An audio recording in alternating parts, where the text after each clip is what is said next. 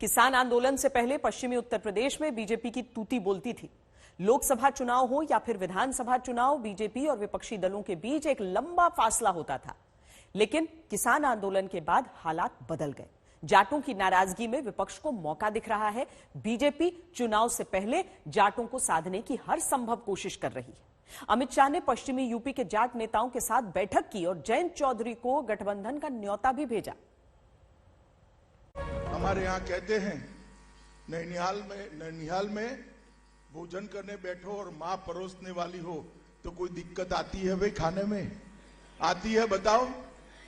अब यूपी का विकास करना है। आपने वोट भी दिए और मोदी जी भी उत्तर प्रदेश से जीतकर देश के प्रधानमंत्री बने हैं। यूपी वालों को तो दोनों हाथों में लड्डू है। बीजेपी यूपी के चुनाव की अहमियत जानती है। वो जानती है कि अगर यूपी में बात बिगड़ी तो फिर बहुत दूर तक जाएगी। इसीलिए बीजेपी ने अपने सबसे बड़े चुनावी रणनीतिकार को पश्चिमी उत्तर प्रदेश की चुनावी जमीन पर उतार दिया। किसान आंदोलन की वजह से पश्चिमी उत्तर प्रदेश में जाट बीजेपी से नाराज बताए जा रहे हैं, जिसे साधने के लिए अमित शाह फुल एक्शन में है और जाट बहुल मथुरा में कदम रखने से पहले उन्होंने इस समुदाय को करीब लाने की बड़ी कोशिश की। गणतंत्र दिवस के दिन लुटियंस दिल्ली में अमित शाह ने जाट समुदाय के नेताओं और प्रतिनिधियों को जुटाकर बैठक की। ये दावा किया कि जाट समुदाय से उनका रिश्ता 650 साल पुराना है। शाह ने कहा कि जाट समुदाय ने मुगलों के खिलाफ लड़ाई लड़ी और भाजपा भी लड़ रही है। हमारा आपका नाता तो 650 साल पुराना है। तो पूरी सभा समाप्त होने के बाद दो लोग रुक गए। उन्होंने बोले भैया 650 साल समझा दो, आपकी पार्टी ही 50 साल से बनी, कैसे 650 साल? आप भी मुगलों से लड़े, हम भी लड़ रहे हैं, ये हमारा नाता है। शाह ने जाट मतदाताओं को हमेशा भाजपा का साथ देने के लिए आभार जताते हुए कहा कि किसानों के सबसे बड़े नेता महेंद्र सिंह टिकैत को प्रधानमंत्री नरेंद्र मोदी के अलावा किसी और ने सम्मान नहीं दिया, लेकिन जाटों को मनाने के लिए अमित शाह ने सबसे बड़ी बात आगे कही।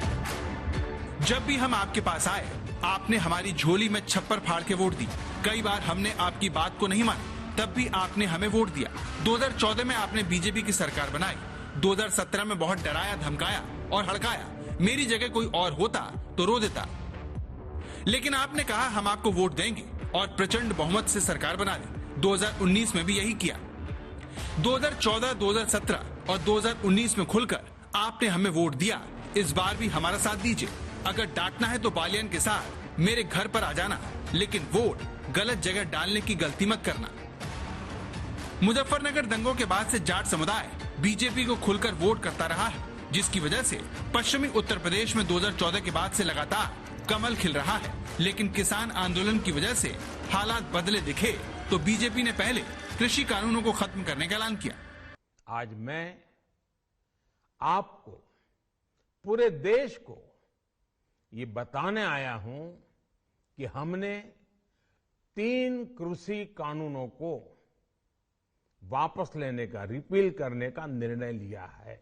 बीजेपी को उम्मीद थी कि तीनों कृषि कानूनों को वापस लेने के बाद जाटों की नाराजगी दूर हो जाएगी और पश्चिमी उत्तर प्रदेश से एक बार फिर से जीत की शुरुआत कर उत्तर प्रदेश में बीजेपी अपनी सरकार दोबारा बनाएगी। लेकिन बीजेपी की इस जोर आजमाइश से ये साफ हो गया है कि 2022 का चुनाव 2017 से जरा सा हटकर है। कृषि कानूनों की वजह से जाटों के असंतोष का दायरा इतना बढ़ चुका है कि बीजेपी खुद को खतरे में देख रही है। इसीलिए साल की शुरुआत में पीएम ने रैली के लिए मेरठ को चुना।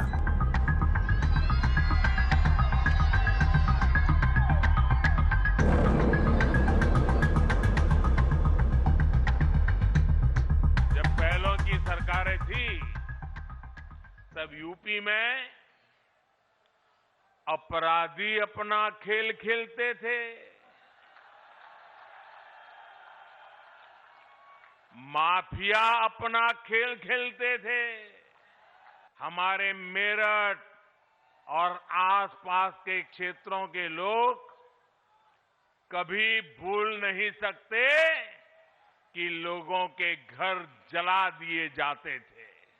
पहले क्या क्या खेल खेले जाते थे, अब योगी जी की सरकार ऐसे अपराधियों के साथ जेल जेल खेल रही है। बीजेपी ने पिछला प्रदर्शन दोहराने के लिए पश्चिमी उत्तर प्रदेश में पूरी ताकत झोंक दी है। 2017 में पश्चिमी उत्तर प्रदेश की 136 सीटों में से बीजेपी ने 80% यानी 109 सीटें जीती थी। समाजवादी पार्टी ने 21, बीएसपी ने 3, कांग्रेस ने 2 और आरएलडी ने सिर्फ 1 सीट जीती थी। जब दांव इतना बड़ा हो तो उसी अनुपात में दम लगाना भी जरूरी हो जाता है। इसीलिए बीजेपी ने एड़ी चोटी का जोर लगा दिया है और वो जयंत चौधरी को भी अपने साथ आने के लिए कह रही है। भारतीय जनता पार्टी कोई एक चुनाव को लेकर के राजनीति नहीं करती है। हम देश के भविष्य को ध्यान में रखते हुए जो सम विचार के लोग हैं, जो राष्ट्रवादी विचारधारा की सहमति हमारे साथ रखते हैं, ऐसे लोगों को साथ लेकर के पहले भी चलते आए हैं और कोई भूल सुधार करके साथ में आना चाहेगा तो निश्चित तौर पर उस पर विचार किया जाएगा। घर गलत चुनने का मतलब ये है कि जैन लोकदल का जो कैडर है, अगर उनसे आप पूछेंगे क्या अखिलेश को मुख्यमंत्री स्वीकार करते हैं तो वो भी स्वीकार नहीं करते। ये गठबंधन ऊपर का हुआ है, दिल्ली और लखनऊ, जमीन पे गठबंधन नहीं हुआ। बाकी राजनीति में भविष्य की संभावनाएं तो हमेशा खुली रहती हैं। कि जयंत चौधरी जी एक अच्छे युवा नेता हैं, एक अच्छे जिस परिवार का किसानों के लिए संघर्ष रहा उससे ताल्लुक रखते हैं और इलेक्शन के बाद में संभावनाएं हैं और हमेशा हमारे दरवाजे उनके लिए खुले हैं। किसान नेताओं के साथ बातचीत में अमित शाह ने जयंत चौधरी को लेकर कहा कि वो उन्हें अपने साथ लाना चाहते थे, लेकिन उन्होंने गलत घर चुन लिया। ये सारी कोशिश जाटों को अहमियत देकर साथ लाने की है। अगर आरएलडी की बात करें तो उसने पिछले चुनाव में 277 सीटों पर अकेले चुनाव लड़कर सिर्फ 1 सीट हासिल की थी। वहीं 2012 में कांग्रेस के साथ 46 सीटों पर लड़कर वो सिर्फ 9 सीटों पर ही सिमट गई थी। लेकिन ये बात पुरानी है। बदले हालात में अखिलेश के साथ जयंत चौधरी का आत्मविश्वास आसमान पर है और वो 18% जाट वोट बैंक पर अकेले दावा ठोकने की तैयारी कर रहे हैं। इस बार ये जन सैलाब देख करके, ये उत्साह जोश देख करके मैं कह सकता हूँ कि पश्चिम में भारतीय जनता पार्टी का सूरज डूबेगा। ये लोग कहाँ थे जो आज आपसे उम्मीद कर रहे हैं, मुझसे उम्मीद कर रहे हैं? मैं कोई चवन्नी हूँ जो ऐसे करके जो पलट जाऊंगा। इसीलिए 12 जिलों में अहम फैक्टर बन चुके जयंत चौधरी को बीजेपी साथ आने का न्योता दे रही है, जिसे जयंत चौधरी ने ठुकरा दिया है। जयंत चौधरी ने कहा, न्योता मुझे नहीं, उन 700 से ज्यादा किसान परिवारों को दो जिनके घर आपने उजाड़े। जयंत इस बात की उम्मीद लगाकर बैठे हैं कि जाट और मुसलमान एक होकर वोट देंगे। कुछ यही उम्मीद अखिलेश यादव को भी है, लेकिन जाटों और मुसलमानों के बीच वोटिंग के वक्त हमेशा 36 का आंकड़ा रहा है।